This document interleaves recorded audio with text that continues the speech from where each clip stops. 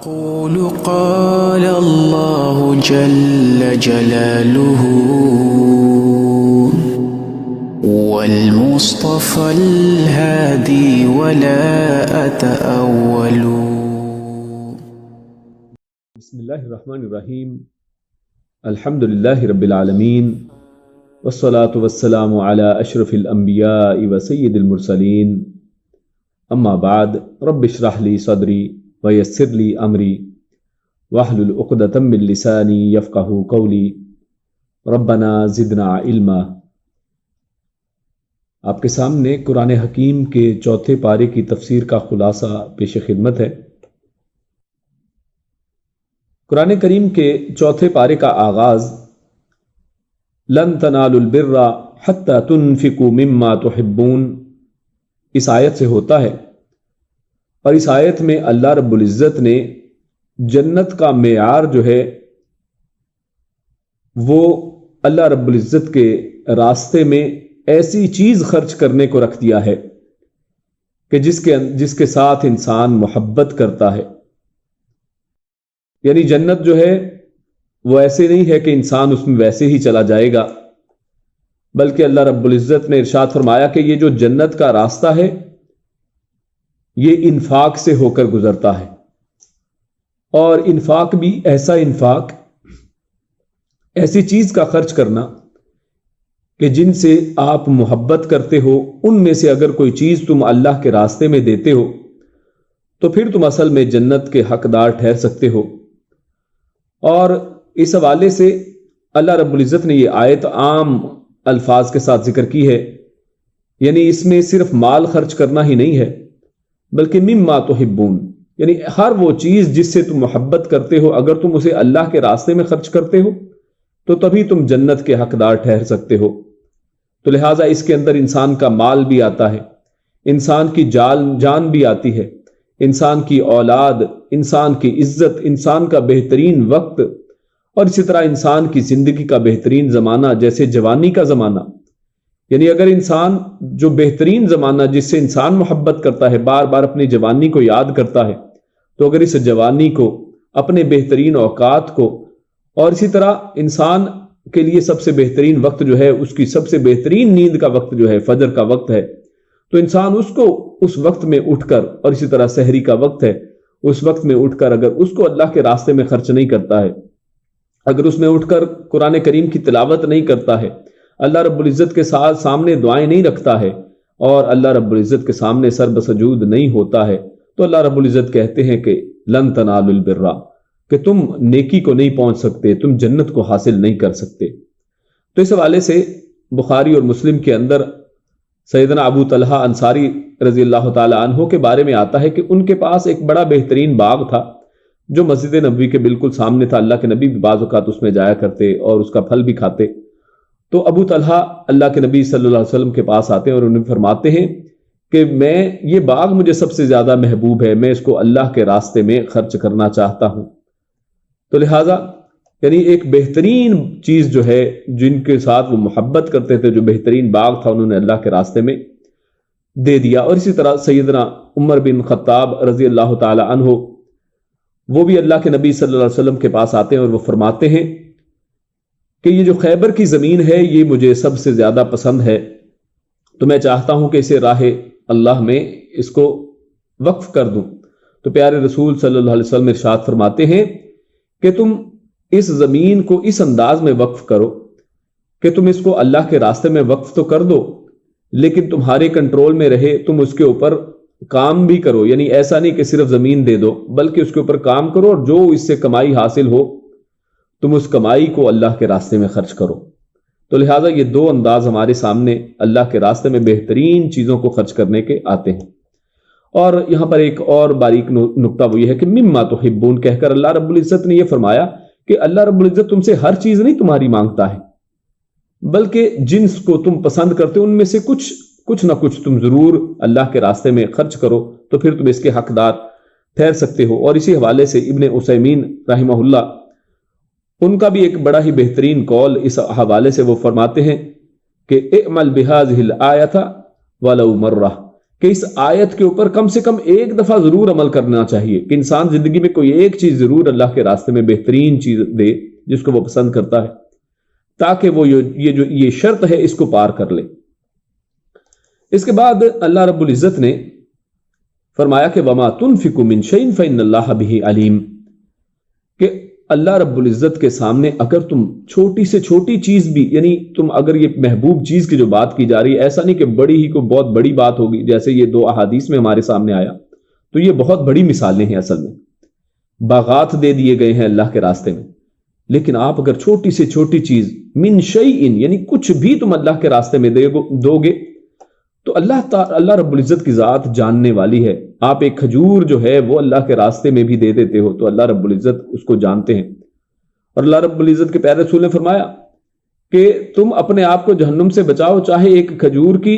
بشکل تمر، یعنی کھجور کے ایک چھوٹے سے ٹکڑے کے ساتھ ہی اپنے آپ کو بچا لو، یعنی چھوٹی سے چھوٹی چیز سے بھی پیچھے ہٹنا نہیں چاہیے۔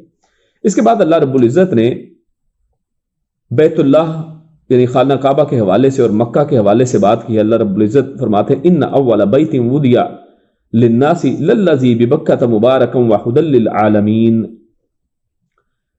تو یہ آیت اور اس سے اگلی آیت میں اللہ رب العزت نے مکہ مکرمہ، جس کے اندر اللہ رب العزت کا پہلا گھر جو ہے، اس کی بعض تفاصیل اور اس کی صفات بیان کی ہیں۔ تو سب سے پہلی جو صفت اس کی بیان کی وہ تو یہ کہ اول بیت، کہ یہی اصل میں گھر ہے کہ جو پہلا گھر ہے۔ تو لہٰذا وہ معترضین جو بعض آج کے نام نہاد اینکرز اور وہ اس طرح کی بحثیں کرتے ہیں کہ جناب پہلے تو گھر بیت المقدس تھا، اس کے بعد ہم لوگوں نے خانہ کعبہ کی طرف منہ کرنا شروع کیا ہے، تو میرے بھائی ہم زیادہ جانتے ہیں کہ اللہ زیادہ جانتا ہے۔ اللہ رب العزت قرآن کریم میں یہ فرماتا ہے کہ پہلا گھر جو ہے اللہ رب العزت کے لیے جو بنایا گیا ہے کائنات کے اندر، اس زمین کے اوپر جو پہلا گھر بنایا گیا ہے وہ یہی گھر خانہ کعبہ ہے۔ اور تاریخ میں بھی اس کے بارے میں لکھا ہے کہ اس کو تقریباً 10 یا اس سے زیادہ مرتبہ جو ہے تعمیر کیا گیا ہے، اور سب سے پہلی تعمیر جو ہے خود فرشتوں نے اس کی زمین کے اوپر کی ہے، اور بعد میں یہ بار بار زمین اور تاریخ کے جو ہے اور سیلابوں کے زد میں آ کر اور تاریخ کے جھونکے جو ہے وہ سہتا ہوا،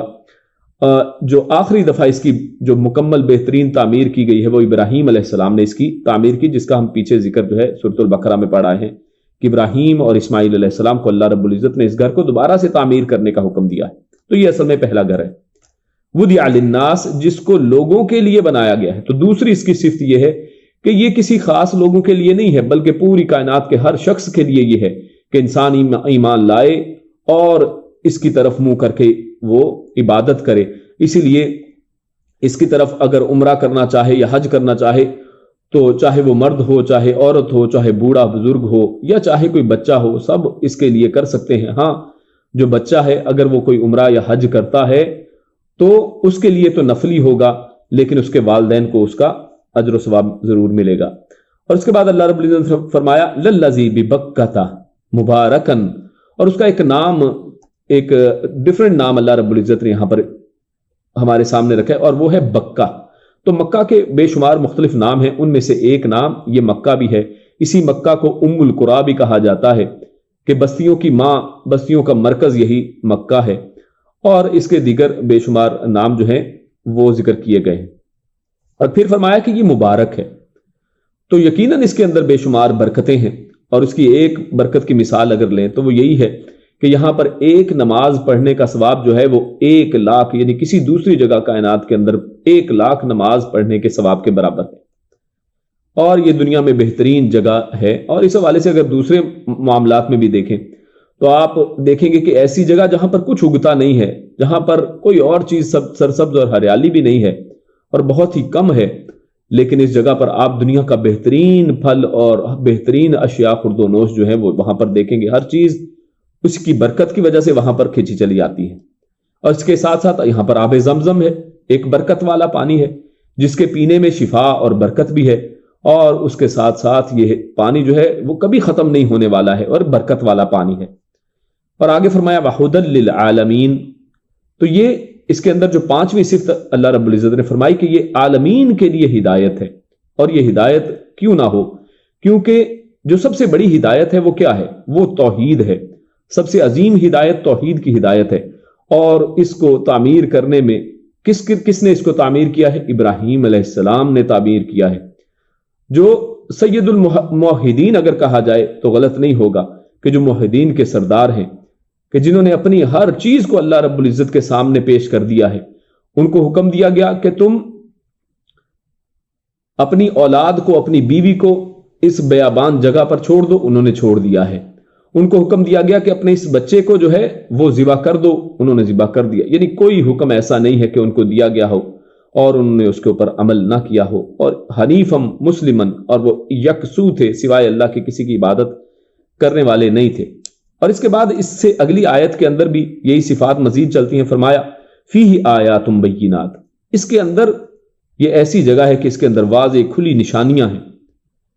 اگر اب اللہ رب العزت کی نشانیاں دیکھنا چاہیں تو یہ شعائر اللہ اسی کے اندر ہیں، اسی کے اندر صفا اور مروہ بھی ہے۔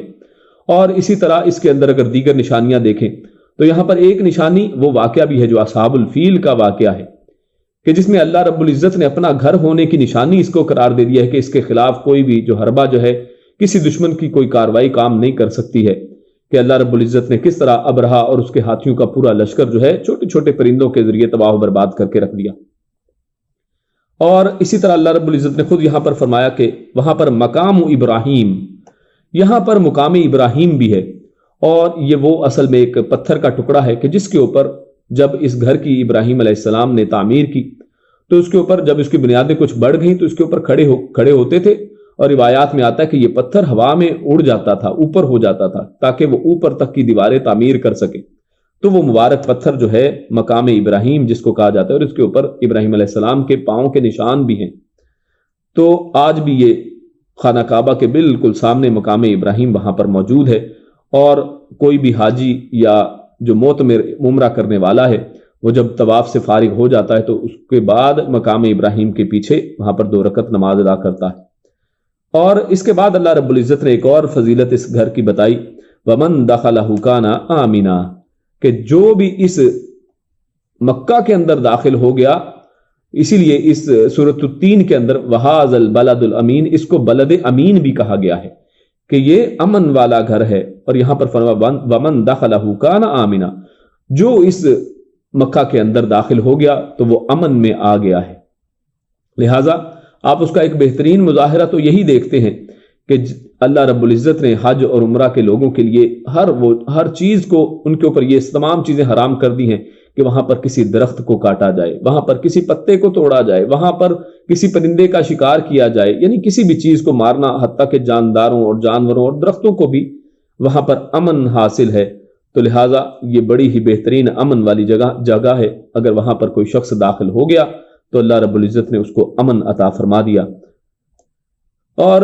دوسری چیز یہ کہ امن میں، یعنی آج اس گھر کے اندر داخلہ جو ہے وہ صرف مسلمانوں کے لیے ہے، کیونکہ اسلام جو ہے وہی اصل میں ریلیجن آف پیس ہے، امن کا دین ہے۔ تو لہٰذا امن والا شخص جو ہے وہی اس امن والے گھر کے اندر داخل ہو سکتا ہے۔ اور اسی طرح اللہ رب العزت نے آگے فرمایا وَلِلَّهِ عَلَى النَّاسِ حِجُّ الْبَيْتِ، اور اللہ کے لیے حج بیت اللہ جو ہے وہ بھی اصل میں اس کا تعلق بھی اسی گھر کے ساتھ ہے، کہ جب کوئی شخص حج بیت کے لیے آتا ہے تو یہی بیت اللہ، یہی خانہ کعبہ ہے کہ جو مکہ مکرمہ کے اندر ہے۔ اور یہ حج بیت اللہ کن کے اوپر ہے؟ من استطاع الیہ سبیلا، کہ جس کے پاس استطاعت ہو۔ اور استطاعت کیا ہے؟ کہ اگر اس کے پاس مال و دولت اتنا ہے کہ وہ اس گھر کا سفر کر سکتا ہے اور پیچھے اپنی فیملی والوں، خاندان، بچوں کے لیے اتنا مال چھوڑ سکتا ہے کہ وہ اس دوران، سفر کے دوران اپنا گزارا کر لیں، تو ایسا شخص جو ہے وہ استطاعت رکھنے والا ہے۔ اور الیہ سبیلا، اور اس کے راستہ جو ہے وہ بھی استطاعت کے قابل ہو، یعنی امن ہو وہاں پر۔ ایسا نہیں کہ راستے میں جنگ چھڑی ہے تو آپ پھر اس گھر کے لیے نکلے تو آپ اپنی جان گنوا سکتے ہیں، تو ایسے شخص کے اوپر بھی پھر حج بیت نہیں ہے۔ یعنی حج صرف ان لوگوں کے لیے جو استطاعت رکھتے ہیں اور راستہ بھی اس وقت امن والا ہو، تو ان کے اوپر یہ حج جو ہے وہ فرض ہے۔ اور یہاں پر اللہ رب العزت نے آگے جو فرمایا وَمَن كَفَرَ فَإِنَّ اللَّهَ غَنِيٌّ عَنِ الْعَالَمِينَ، کہ جو کفر کرے تو اللہ رب العزت تمام جہان والوں سے بے پرواہ ہے۔ تو یہاں پر اصل میں اللہ رب العزت نے ایک بڑی ہی اہم بات کی ہے، اور اس میں میرے تمام بھائیوں کو، بزرگوں کو، دوستوں کو، ماؤں بہنوں کو یہ چیز نوٹ کرنی چاہیے کہ جن کو اللہ رب العزت نے استطاعت دے رکھی ہے، جن کے پاس اتنا مال ہے، بلکہ ہمارے بہت سے دوست احباب ہم ان کو اگر دیکھیں اور رشتہ داروں کو دیکھیں تو ایک گھر ایک کے بعد دوسرا گھر بنا چکے، ایک زمین دوسرے کے بعد اس کے بعد دوسری زمینیں لے چکے، یعنی مال پراپرٹی اکٹھی کر لی ہے، یعنی استطاعت ان کے پاس ہے کہ مال چھوڑ کر وہ اس گھر کے لیے آ سکتے ہیں، صحت اجازت دیتی ہے، سفر کی حالتیں وہ بہترین ہیں، لیکن اس کے بعد باوجود اگر وہ حج نہیں کرتے ہیں تو جو ایک 5 دین کے جو اسلام کے 5 بنیادی ارکان ہیں کہ اسلام کی بنیاد 5 چیزوں پر رکھی گئی ہے، ان میں سے ایک حج ہے، تو اگر وہ اس ایک رکن کو نہیں توڑتے ہیں، نہیں ادا کرتے ہیں، تو اصل میں پوری عمارت کو وہ گرانے والے ہیں۔ لہٰذا اسی لیے فرمایا کہ وَمَنْ كَفَرَ، تو ایسے لوگوں کو کفر کرنے والا کہا گیا ہے، لہٰذا ہمیں چاہیے کہ اس کفر سے بچیں۔ اور اللہ نے اپنی ناراضگی کا اظہار بھی کیا ہے، وہ کیا کہ فَإِنَّ اللَّهَ غَنِيٌّ عَنِ الْعَالَمِينَ، کہ اللہ رب العزت جو یعنی استطاعت کے باوجود بھی اس گھر کا حج نہیں کرتا ہے تو اللہ پھر بے پرواہ ہے، اللہ کو ان کے حج کی ضرورت نہیں ہے۔ اللہ رب العزت کے فرشتے اس کی تسبیحات کرنے کے لیے، اور بیت معمور جو اوپر ہے، جو آسمانوں کے اوپر ہے، اس کے اندر تو فرشتوں کی باری نہیں آتی ہے، اور فرشتے ساری جو زندگی ہے وہ اس کا طواف اور اس کا رکوع اور وہاں پر اس کا حج کرتے رہتے ہیں۔ تو لہٰذا ہم سب لوگ، جن میں وہ لوگ خصوصاً کہ جن کے پاس استطاعت ہے اور اس گھر کا حج نہیں کرتے ہیں، ان کو یہاں پر آج سے ہی ارادہ باندھ لینا چاہیے کہ جلد سے جلد اس کو اپنی زندگی کے اندر اس کو ادا کر لیں، کیونکہ یہ 5 ارکان میں سے ایک رکن ہے۔ اگر رکن کو ادا نہیں کیا تو اسلام مکمل نہیں ہے، اور اگر اسلام نہیں ہے، اسلام پر موت نہیں ہے، تو یہ موت جو ہے یہ کفر کے اوپر موت ہے۔ اور اس کے بعد اللہ رب العزت اس سے اگلی آیت کے اندر اس کے بعد تقوی اختیار کرنے کا حکم دیتے ہیں، اور تقوی بھی اس طرح سے اللہ رب العزت ارشاد فرماتے ہیں یا ایھا الذین آمنوا اتقوا اللہ حق تقاتہ ولا تموتن الا وانتم مسلمون، کہ اے لوگوں جو ایمان لائے ہو،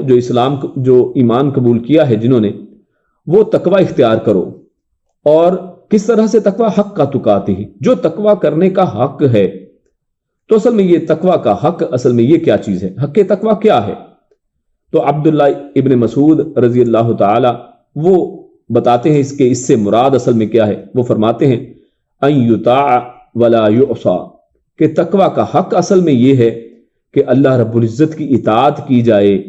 اور اس کی نافرمانی نہ کی جائے۔ اور اس کے بعد فرماتے ہیں وَأَن يُذْكَرَ وَلَا يُنْسَى، اور اس کو یاد رکھا جائے، اس کا ذکر کیا جائے اور اس کو بھولا نہ جائے، اللہ کو بھلایا نہ جائے۔ کیونکہ ہمارے ہاں کیا ہوتا ہے کہ عام روٹین میں تو اللہ رب العزت یاد ہیں، لیکن جیسے ہی کوئی شادی بیاہ آیا اب نمازیں چھوٹ رہی ہیں، کسی کو یاد نہیں ہے، بینڈ باجے بج رہے ہیں، کسی کو یاد نہیں کہ آج نماز بھی پڑھنی ہے۔ اور جناب جس وقت ہم یہ بارات لے کر نکل رہے ہیں، یہ تو مغرب کی نماز کا وقت ہے، یہ عشاء کی نماز کا وقت ہے، اس وقت ظہر کی نماز ہے، تو الا ماشاء اللہ تمام لوگ جو ہے اللہ کو اس وقت بھول جاتے ہیں، تو اللہ کو بھولا نہ جائے، یہ تقویٰ ہے۔ اور فرمایا وَأَن يُشْكَرَ وَلَا يُكْفَرَ، اور اللہ کا شکر ادا کیا جائے۔ اور شکر کیا ہے؟ اللہ رب العزت کی نعمتوں کو استعمال کرنا، اور اللہ کا شکر زبانی اور عملی طور پر کرنا، وَلَا يُكْفَرَ، اور اس کی ناشکری نہ کی جائے۔ تو اللہ رب العزت نے یہاں پر تقویٰ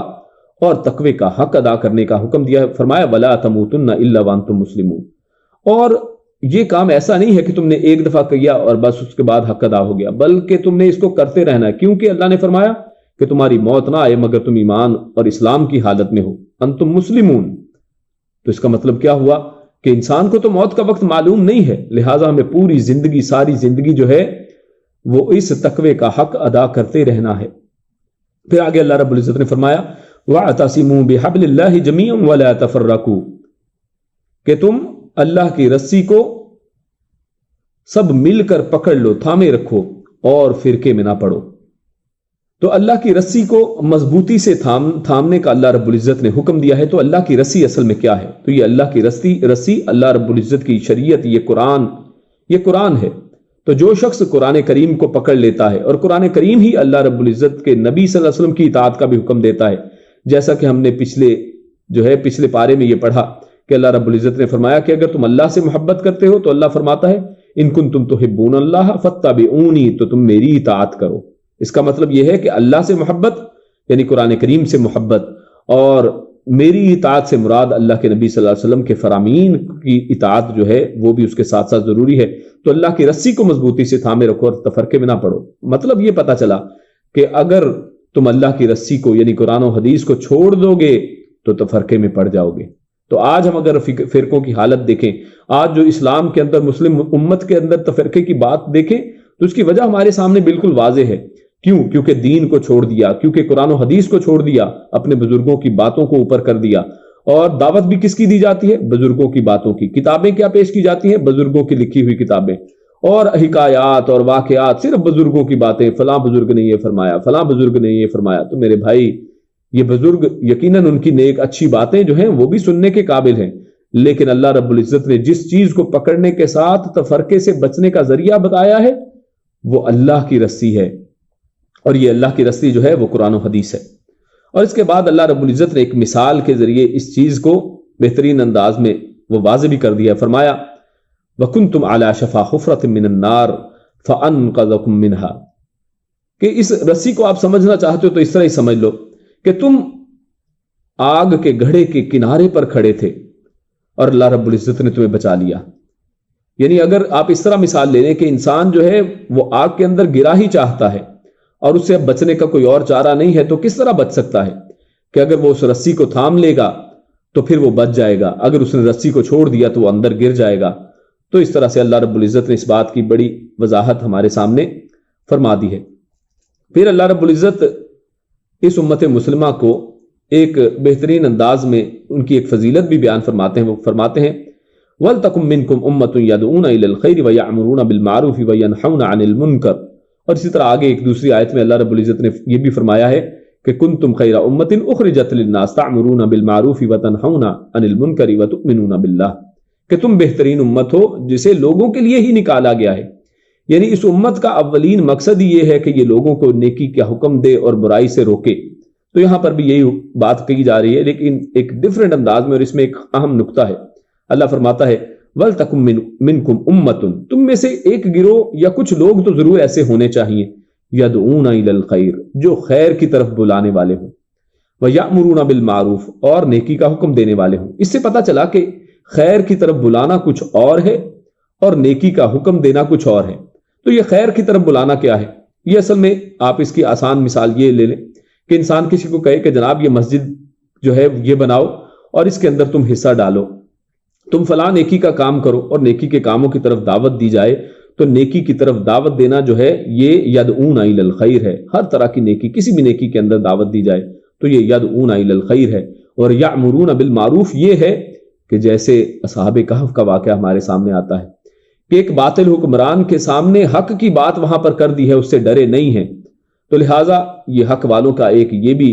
طریقہ کار رہا کرتا ہے کہ وہ حق بات بیان کرتے ہیں، حق چاہے ان کے خلاف پوری دنیا ہو جائے، اور وہ جب کسی غلط بات کو ہوتا ہوا دیکھتے ہیں، لوگوں کو اسلام کے خلاف بکواس کرتا ہوا دیکھتے ہیں، اسلام کے خلاف کوئی لوگ بات کرتے ہیں تو وہ ان کا رد کرتے ہیں اور ان کے خلاف جو ہے حق کی بات کو وہ وہاں پر کرتے ہیں۔ تو یہ اصل میں ہے وَيَأْمُرُونَ بِالْمَعْرُوفِ، وہ صحیح بات جو ہے، وہ جو معروف بات ہے اس کا حکم دیتے ہیں۔ تو یہاں پر حکم کی بات ہے، وہاں پر اس چیز کو نافذ کرنے کی کوشش کرتے ہیں اور وہ اس چیز کی طرف ان کی رہنمائی کرتے ہیں۔ وَيَنْهَوْنَ عَنِ الْمُنكَرِ، اور اسی طرح جب کسی برائی کو ہوتا ہوا دیکھتے ہیں تو اس کو ہاتھ سے روکتے ہیں، اور اگر ہاتھ سے روکنے کی طاقت نہیں ہے تو زبان سے روکتے ہیں، اور اگر زبان سے روکنے کی بھی طاقت نہیں ہے تو دل میں کم سے کم برا سمجھنا، اور اللہ کے نبی نے فرمایا یہ ایمان کا کم ترین درجہ ہے،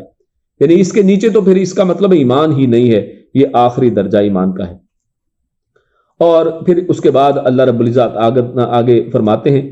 کہ یہ فرقوں میں بٹنے کی لوگوں کی وجہ کیا ہے۔ فرمایا وَلَا تَكُونُوا كَالَّذِينَ تَفَرَّقُوا وَاخْتَلَفُوا مِن بَعْدِ مَا جَاءَهُمُ الْبَيِّنَاتُ، کہ جو لوگ فرقوں میں مبتلا ہوتے ہیں ان کی اصل میں وجہ کیا ہے کہ بینات آ جانے کے بعد، صحیح بات پتہ چل جانے کے بعد پتہ چل جاتا ہے۔ ہم میں علماء کا بھی ایسا حال ہے اور عام عوام کا بھی یہی حال ہے۔ سامنے قرآن کی آیت پیش کی جاتی ہے کہ یہ دیکھیے قرآن کریم اللہ رب العزت یہ فرماتا ہے کہ اللہ کے پیارے رسول صلی اللہ علیہ وسلم کو غیب کا علم نہیں ہے، صرف اللہ رب العزت غیب کو جاننے والے ہیں، لیکن کہتا ہے کہ نہیں جناب ہم تو اپنے جو ہے فرقے والوں کی مانیں گے۔ تو لہٰذا اللہ رب العزت نے فرمایا کہ جو حق آ جانے کے بعد، بینات واضح نشانیاں پتہ چل جانے کے بعد پھر بھی اس کے اوپر اڑے رہتے ہیں، پھر بھی اختلاف کرتے ہیں، تو اصل میں یہ لوگ جو ہیں یہی لوگ ہیں جو اصل میں تفرقہ پیدا کرنے والے لوگ ہیں۔ وَأُولَٰئِكَ لَهُمْ عَذَابٌ عَظِيمٌ، اور ایسے لوگ جو حق بات پتہ چل جانے کے بعد اس کو قبول نہیں کرتے ہیں تو یہی لوگ ہیں جن کے لیے اللہ رب العزت نے عظیم عذاب بنا رکھا ہے۔ اور اس کے بعد اللہ رب العزت نے ایک بڑی ہی اہم بات مسلمانوں کے حق میں ایک ارشاد فرمائی ہے۔ اللہ رب العزت ارشاد فرماتے ہیں کہ یہ جو کفار ہیں، یہ جو اہل کتاب ہیں، اور اسی طرح مشرکین اور کفر کرنے والے لوگ، ان کے مقابلے میں تم لوگ جب بھی آتے ہو تو یہ لوگ تمہیں کبھی بھی نقصان نہیں پہنچا سکتے ہیں، الا اذى، سوائے ایک چھوٹی بہت جو ہے تھوڑی بہت تکلیف کے۔ فرمایا لن يضروكم الا اذى، یعنی یہ ہرگز تمہیں نقصان نہیں پہنچا سکتے ہیں سوائے کہ چھوٹی موٹی اذیت جو ہے وہ پہنچا سکتے ہیں۔ اور وَإِن يُقَاتِلُوكُمْ يُوَلُّوكُمُ الْأَدْبَارَ ثُمَّ لَا يُنصَرُونَ، اور اگر یہ تمہارے مقابلے میں قتال کریں، اگر میدان جنگ کے اندر تمہارے ساتھ مقابلہ ہو جائے تو یہ پیٹھ پھیر کر بھاگنے والے لوگ ہیں اور ان کی کوئی مدد بھی نہیں کی جائے گی۔ تو یقیناً اللہ رب العزت نیک لوگوں اور تقوی والے لوگوں اور حق والے لوگوں کے ساتھ ہوا کرتا ہے۔ تو لہٰذا یہاں پر جو عزا ہے اس سے کیا مراد ہے؟ کیونکہ آج ہم دیکھتے ہیں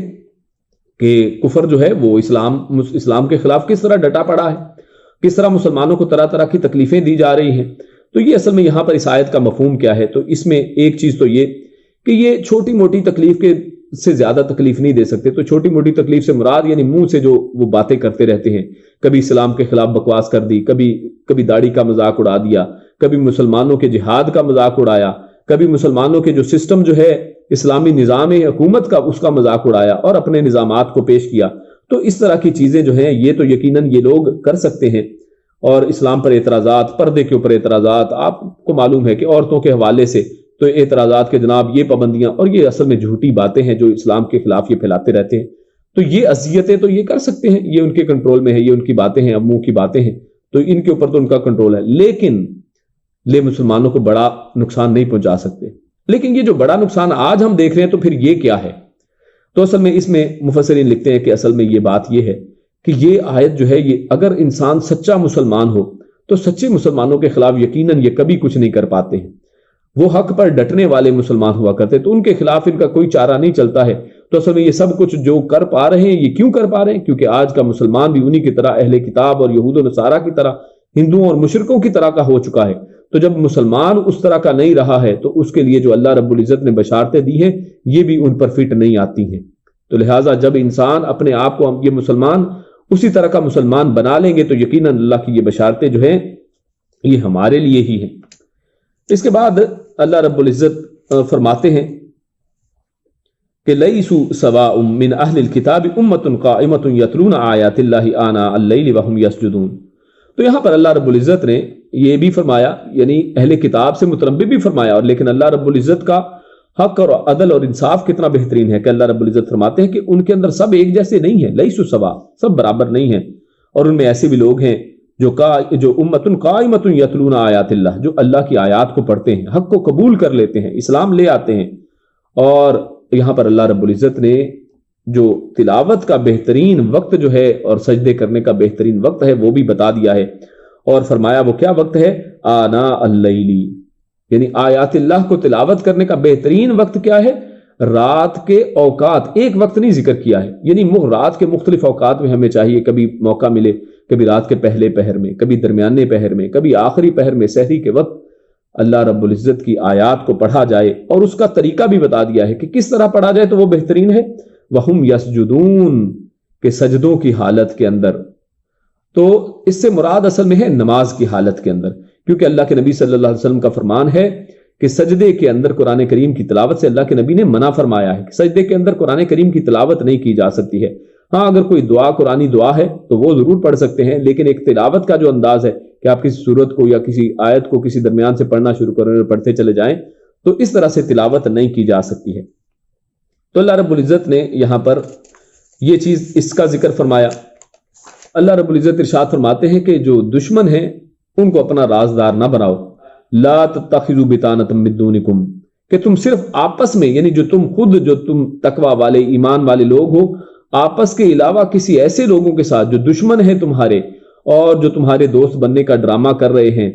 تو ان لوگوں کے ساتھ اپنی بتانا، بطن کہتے ہیں پیٹ کو، تو اپنے پیٹ کی بات یعنی اپنے خفیہ راز جو ہیں ان کے ساتھ شیئر نہ کرو۔ تو لہٰذا اللہ رب العزت نے فرمایا کہ دشمنوں کو اپنا رازدار نہ بنایا کرو۔ اور اس کے بعد آگے چلیں تو آگے اللہ رب العزت فرماتے ہیں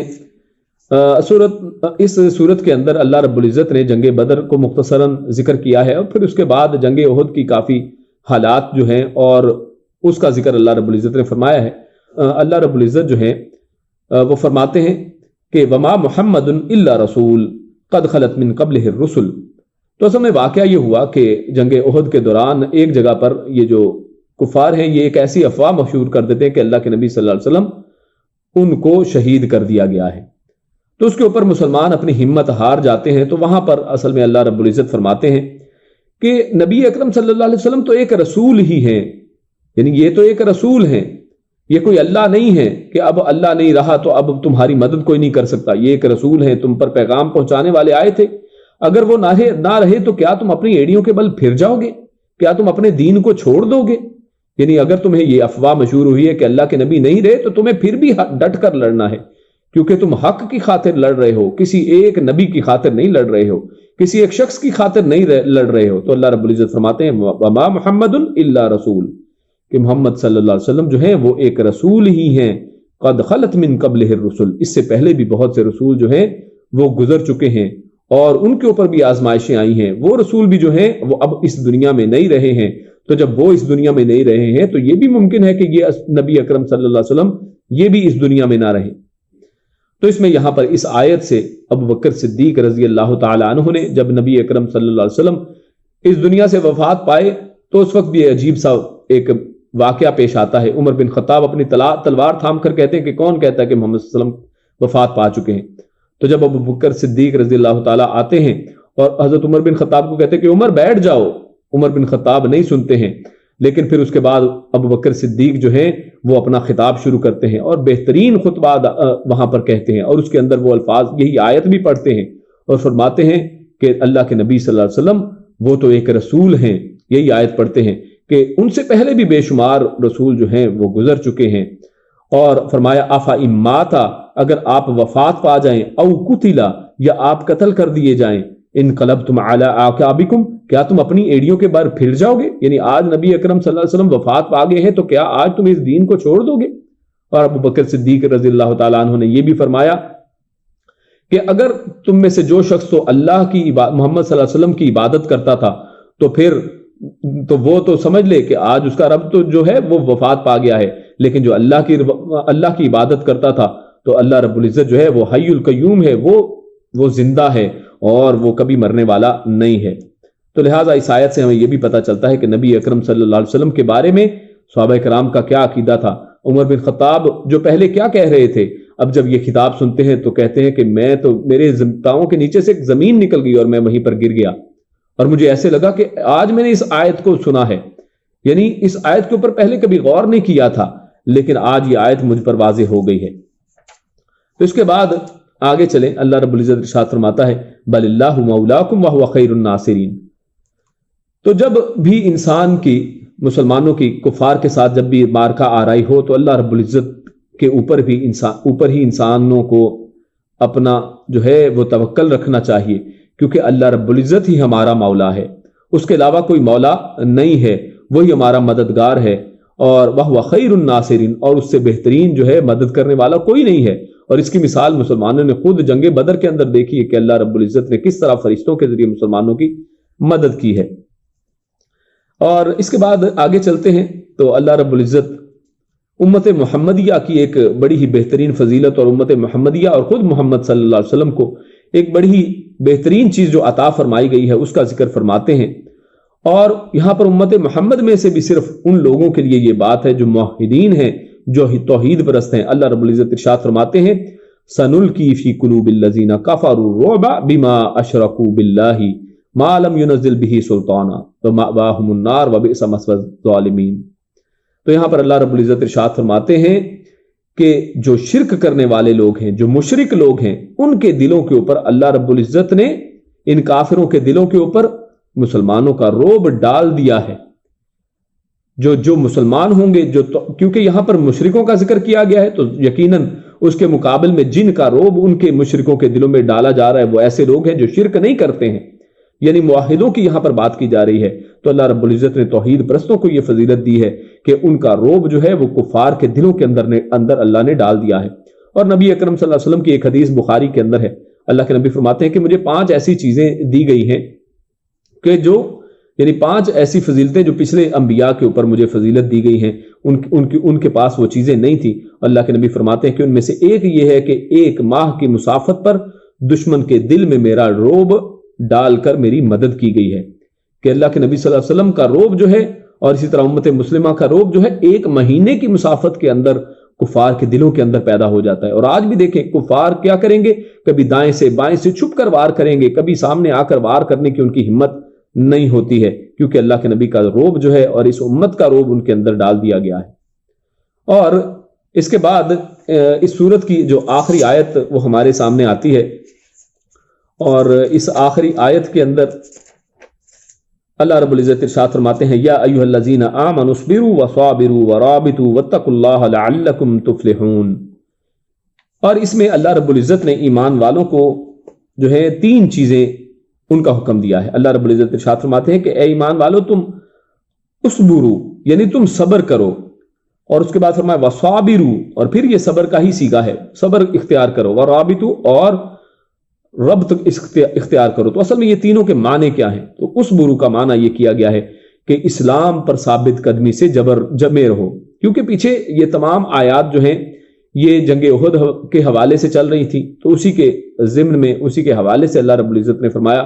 کہ تمہیں چاہیے کہ یہ جب کفر کے ساتھ تمہارا مقابلہ ہوتا ہے یا تمہارے اوپر مختلف جو ہے سختیاں اور آزمائشیں آتی ہیں، تو تمہیں چاہیے کہ تم صبر کرو، اسلام پر ثابت قدمی سے جمے رہو، یہ اصل میں صبر ہے۔ اور فرمایا وصابروا، اور صابروا جو ہے اس کے اندر بھی مبالغہ ہے، اور اس کے اندر جو ہے مقابلے کا معنی ہے،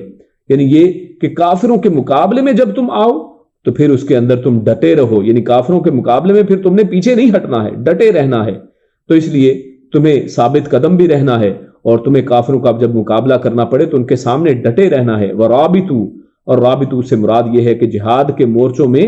تم ڈٹے رہو۔ اور صحیح مسلم کی حدیث ہے کہ اللہ کے راستے میں 1 رات کا پہرا 1 مہینے کے قیام اور صیام سے بہتر ہے۔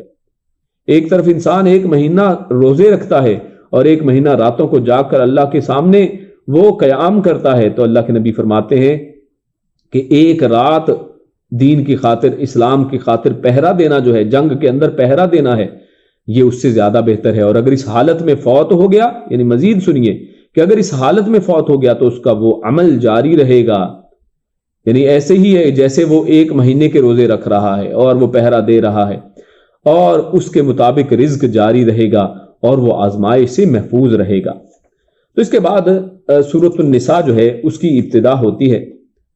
اور یہ بھی بڑی صورتوں میں سے ایک صورت ہے۔ اللہ رب العزت ارشاد فرماتے ہیں بسم اللہ الرحمن الرحیم یا ایھا الناس اتقوا ربکم الذی خلقکم من نفس واحدۃ وخلق منها زوجها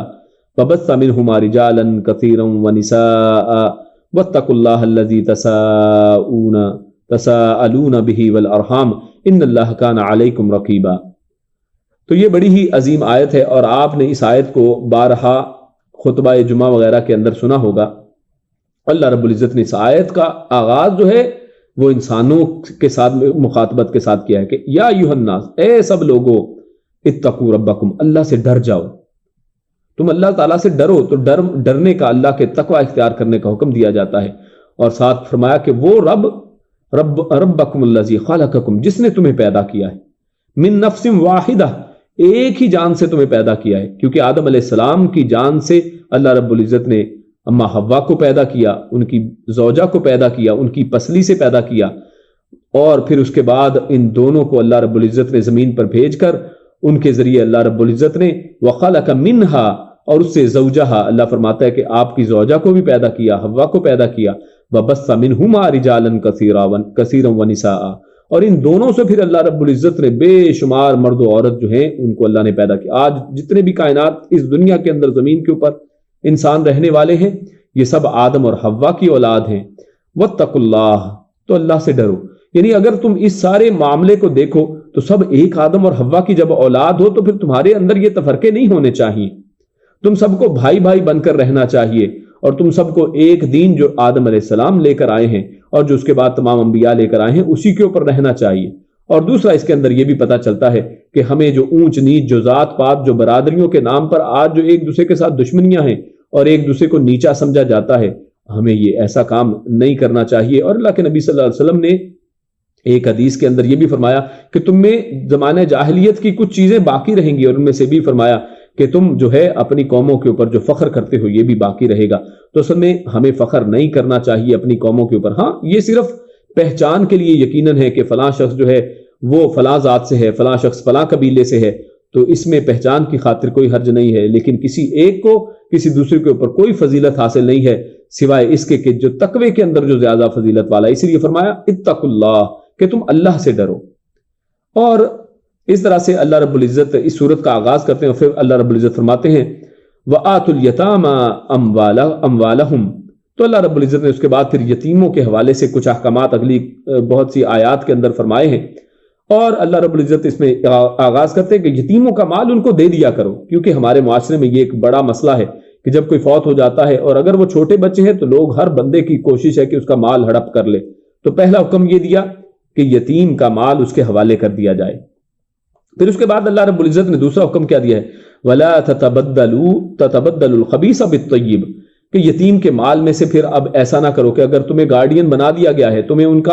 ان کی جو ہے سرپرستی دے دی گئی ہے، تو اب ایسا نہ ہو کہ تم ان میں سے بہترین چیزیں تم رکھ لو، سائڈ پہ کر لو، اور گندی مندی چیزیں، خبیث جو چیزیں ہیں وہ تم ان کے لیے چھوڑ دو۔ تمہیں ایسا کوئی حق نہیں ہے۔ وَلَا تَأْكُلُوا أَمْوَالَهُمْ، اور ان کا مال نہ کھاؤ إِلَىٰ أَمْوَالِكُمْ، تو ان کے مال کو اپنے مال کے ساتھ جو ہے وہ ملا کر کھایا نہ کرو، یعنی ان کے مال کی پوری حفاظت کرو، اپنے مال کے ساتھ اس طرح ملاؤ نہ۔ اور اس میں ہم ایک اور بات دیکھتے ہیں، بعض اوقات کیا ہوتا ہے کہ ایک شخص، ایک یتیم جو ہے اس کا باپ مر گیا، اور اب اس یتیم کے گھر میں آج ہمارے معاشرے کی حالت کیا ہے، سب لوگ جمع ہو جاتے ہیں، اور اس کا مال جو ہے سب سے پہلے کس طرح سے کھایا جاتا ہے کہ اب جناب دیگیں چڑھائی گئی ہیں کہ تمہارا باپ مر گیا ہے، اور اب اس کی دیگیں جو ہیں اسی کی وراثت کا جو مال تھا جو اس یتیم کو ملنے والا تھا، اس مال کو سب سے پہلے جو ہے وہ اس طرح سے دیگوں کے ذریعے اور چنے والے چاولوں کے ذریعے کھا لیا جاتا ہے۔ بلکہ اللہ کے نبی صلی اللہ علیہ وسلم نے تو حکم یہ دیا ہے کہ جس گھر میں فوتگی ہو جائے، اب وہ لوگ غم کے اندر ہیں، غم زدہ ہیں، ان کی مدد کی جائے، بلکہ ان کو کھانا پلانا کھلایا جائے، گانا بنا کر ان کو کھلایا جائے۔ لیکن وہاں پر کیا ہوتا ہے، ہم سب کھانا کھانے کے لیے وہاں پر اکٹھے ہو جاتے ہیں، ان کو کھانا کھلانے کی بجائے ان کے اوپر بوجھ بنتے ہیں۔ تو لہٰذا ہمیں اس سے بھی ڈر جانا چاہیے۔ انہ کان حوبا کبیرہ، اللہ نے آخر میں فرمایا یہ بہت بڑا گناہ ہے، یہ گناہ کبیرہ میں سے ہے۔ اور اس کے بعد اللہ رب العزت نے اس صورت کے اندر بڑی ہی تفصیل کے ساتھ جو ہے وراثت کے احکامات کو بھی ذکر کیا ہے، اور یہ بڑی تفصیل کے ساتھ ہے، ان کا یہاں پر ذکر جو ہے تفصیلی جو ہے وہ تو ممکن نہیں ہے، لیکن ایک اہم بات جو ہمیں یہاں پر ملتی ہے وہ یہ کہ اس سے پہلے جو ہے، اور آج بھی دیگر جو آپ قوموں میں دیکھیں، ہندوؤں کا حال دیکھ لیں، تو عورتوں کو وراثت دینے کا کوئی کنسیپٹ ہی نہیں ہے، اور آج بلکہ بعض مسلمانوں نے بھی اس معاملے کو ابھی تک نہیں چھوڑا ہے، کیونکہ ہم ہندوؤں سے مسلمان ہوئے، ابھی تک وہ رسمیں ابھی تک چل رہی ہیں۔ اس عورت کو جہیز تو دے دیں گے لیکن اس کو وراثت میں حصہ نہیں دیں گے، تو جو چیز ناجائز تھی، جو جہیز ناجائز تھا وہ دیا جا رہا ہے، اور جس کا اللہ نے حکم دیا ہے اس کو چھوڑا جا رہا ہے۔ تو ہمیں اس چیز سے بھی ڈر جانا چاہیے۔ اللہ رب العزت ارشاد فرماتے ہیں للرجال نصیب مما ترک الوالدان والاقربون وللنساء نصیب مما ترک الوالدان والاقربون مما قل منه او کثر۔ اللہ رب العزت نے اس آیت کے اندر عورتوں کو بھی وراثت کا حقدار ٹھہرا دیا ہے کہ جس طرح مرد وراثت کے حقدار ہیں، اسی طرح عورتیں جو ہیں وہ بھی وراثت کی حقدار ہیں، بیٹیاں بھی وراثت کی حقدار ہیں۔ ہاں، اللہ رب العزت نے بیٹیوں کا جو حصہ ہے وہ نصف رکھا ہے، تو اس پر بھی آج جو بہت سے معترضین، اعتراض کرنے والے لوگ اعتراض کرتے ہیں کہ جناب بیٹی کو آدھا حصہ کیوں ہے؟ اور آج بہت سی جو ہیں جو عورتیں جو ہیں جن کو دین کا علم نہیں ہے، جو گہرائی میں نہیں گئی ہیں، جنہوں نے علم کو حاصل نہیں کیا، وہ بھی اس طرح کے اعتراضات کرتی ہیں کہ جناب عورتوں کو مردوں کے برابر اس طرح سے رکھا جائے۔ تو اللہ رب العزت نے عورتوں کو حصہ دیا ہے جو پہلے بالکل بھی نہیں تھا، اور اس کو آدھا حصہ جو دیا گیا ہے تو یہ بھی اصل میں عدل ہی ہے، کیونکہ عورت جو ہے وہ کبھی بھی کسی چیز کی ذمہ دار نہیں رہتی ہے۔ ہمیشہ جب وہ بیٹی تھی تو وہ والد کے ذمے تھی، اس وقت اس کا تمام خرچ جو ہے والد کے ذمے ہے۔ یہاں پر بھی مرد ہے جو ذمہ دار ہے، اس لیے مرد کو زیادہ حصہ دیا گیا ہے۔ جب وہ بہن تھی تو اس کا بھائی اس کا ذمہ دار تھا، تو لہٰذا یہاں پر بھی بھائی اس کی تمام ذمہ داری لے رہا ہے، عورت پھر بھی کسی چیز کی ذمہ داری نہیں ہے۔ جب شادی ہو گئی تو اب وہ شوہر کی ذمہ داری کے اندر آ گئی، تو ہر صورت میں عورت کو جتنا بھی مل رہا ہے یہ سارا اس کا اپنا ہے۔ جبکہ جو مرد کو مل رہا ہے وہ تو تمام اس کو اپنی پوری فیملی کے اوپر خرچ کر رہا ہے. تو لہٰذا اللہ رب العزت نے بڑے عدل کے ذریعے بڑی ہی بہترین چیز یہاں پر تقسیم کے اندر کی ہے. تو لہٰذا یہاں پر اور بھی وراثت کی تفاصیل جو ہے ان آیات کے اندر ہمارے سامنے ہمیں ملتی ہیں. اور اس کے بعد اللہ رب العزت فرماتے ہیں کہ انما التوبۃ علی اللہ للذین یعملون السوء بجہالۃ ثم یتوبون من قریب فاولئک یتوب اللہ علیہم وکان اللہ علیما حکیما. اللہ رب العزت ارشاد فرماتے ہیں کہ توبہ جو ہے ان لوگوں کے لیے ہے، یا اصل میں ان کی توبہ قبول کی جاتی ہے کہ جو جہالت کے اندر، جن کو بیچاروں کو پتہ نہیں چلا اور غلطی سے کوئی ایک برائی ہو گئی ہے، جو جہالت کے اندر کوئی برائی کر بیٹھے، کوئی غلطی کر بیٹھے، تو اصل میں ان کی توبہ اللہ رب العزت قبول کرتے ہیں. اور اس کا معنی اصل میں مفہوم کیا ہے؟ ورنہ تو جان بوجھ کر بھی اگر کسی سے کوئی غلط کام یعنی ہو جائے، کسی سے کوئی کام ہو گیا، غلطی ہو گئی، تو توبہ تو ہر ایک کے لیے ہمیں یعنی پتہ چلتا ہے کہ ہر ایک کوئی بھی توبہ کرے مرنے سے پہلے تو قبول کر لی جاتی ہے. مطلب اصل میں یہ بھی ہے کہ کوئی انسان اس طریقے سے کوئی گناہ نہ کرے کہ پہلے سوچ لے کہ جناب ابھی میں یہ گناہ کر لیتا ہوں، یہ چوری کر لیتا ہوں، یہ ڈکیتی کر لیتا ہوں، یہ زنا کر لیتا ہوں، بعد میں توبہ کر لوں گا. تو ایسی اصل میں توبہ جو ہے وہ قبول نہیں ہے کہ انسان پہلے سے ہی یہ ارادہ کرے. ہاں اگر جہالت سے اس سے کوئی برا کام ہو گیا، انسان کوئی غلطی کر بیٹھا ہے، بلکہ ایک حدیث میں بڑی ہی بہترین بات آتی ہے.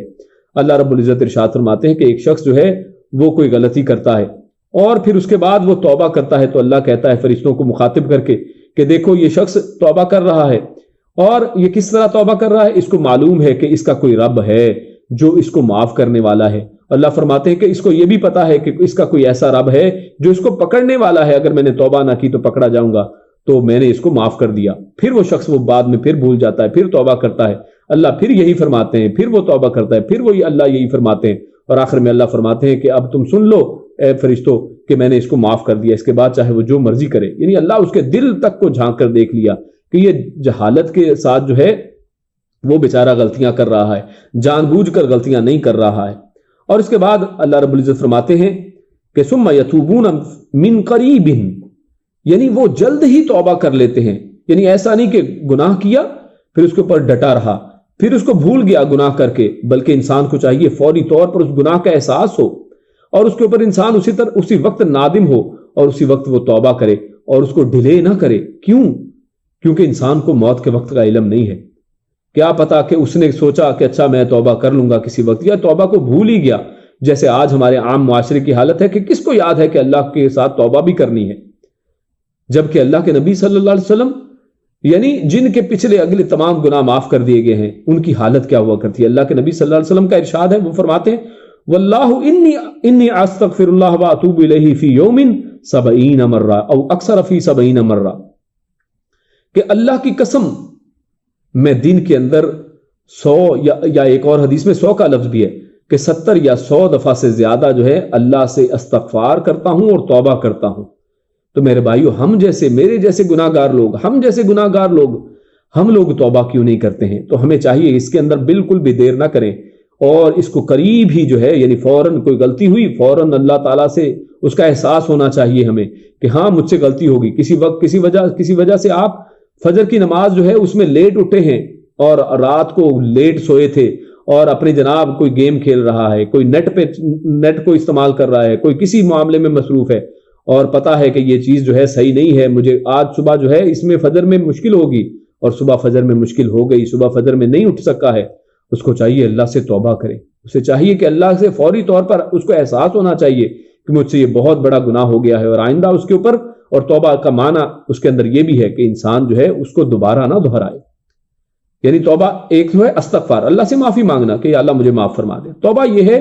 توبہ کا عربی کے جو لفظ ہے اس کا مطلب یہ ہے کہ دوبارہ اس کی طرف یعنی پلٹ جانا. جس راستے پہ چل رہا تھا وہاں سے یو ٹرن لے کر واپس مڑ جائے. غلط طرف جا رہا تھا اب اس طرف دوبارہ نہ جائے بلکہ اس سے واپس چلا جائے. تو یہ اصل میں توبہ ہے کہ دوبارہ اس کو بالکل نہ کیا جائے.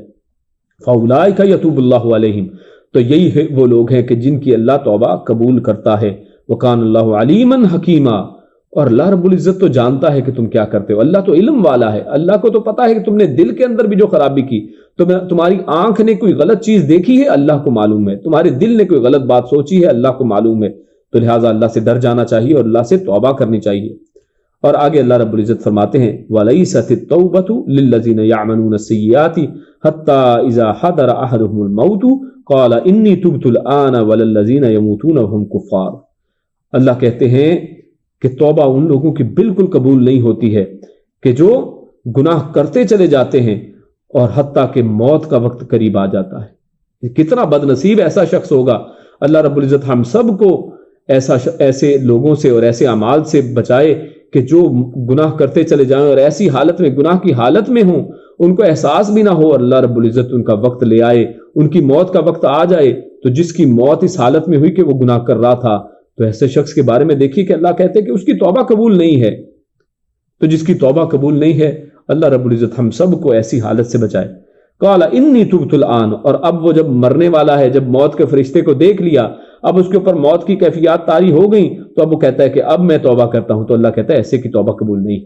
یہ توبہ کا وقت پہلے تھا، جب تم ہوش میں تھے، جب تمہارے پاس موقع تھا چھوڑنے کا، چھوڑ سکتے تھے، نہیں چھوڑا ہے، اس وقت مزے لیتے رہے، کرتے رہے، تو آج جو ہے اس موت کے وقت میں تمہارے پاس اس کا موقع نہیں ہے۔ وَلَلَّذِينَ يَمُوتُونَ وَهُمْ كُفَّارٌ، اور ایسے لوگوں کی توبہ بھی قبول نہیں ہے کہ جو اس حال میں مرے کہ وہ کفر کے اوپر ہوں، یعنی اللہ کی آیتوں کا انکار کرتے ہیں، اللہ کے نبی کی حدیثوں کا انکار کرتے ہیں، اور اسی حالت میں موت آ جاتی ہے، تو پھر بھی وہ اگر اللہ سے توبہ کی امید رکھتے ہیں تو ان کے لیے توبہ اللہ کہتے ہیں کہ نہیں ہے، ایسے لوگوں کو معاف نہیں کیا جائے گا۔ اور اس کے بعد اللہ رب العزت آخری آیت کے اندر فرماتے ہیں حرمت علیکم امہاتکم وبناتکم، اور یہ ایک لمبی آیت ہے جس کے اندر اللہ رب العزت نے وہ تمام رشتے گنوا دیے ہیں کہ جن کے ساتھ جو ہے نکاح نہیں کیا جا سکتا ہے، جن کو اللہ رب العزت نے کسی مرد کے اوپر حرام قرار دے دیا ہے کہ ان کی شادی ان سے ہو، تو یہ اس کی ایک تفصیل جو ہے اس آیت کے اندر بیان کر دی گئی ہے۔ اسی پر اپنی بات کو ختم کرتے ہیں۔ اللہ رب العزت سے دعا ہے کہ جو پڑھا سنا اس پر عمل کرنے کی توفیق عطا فرمائے۔ اللہ رب العزت نیک عمل اور اچھی سمجھ کی توفیق عطا فرمائے۔ وآخر دعوانا ان الحمد للہ رب العالمین۔ السلام علیکم ورحمۃ اللہ وبرکاتہ۔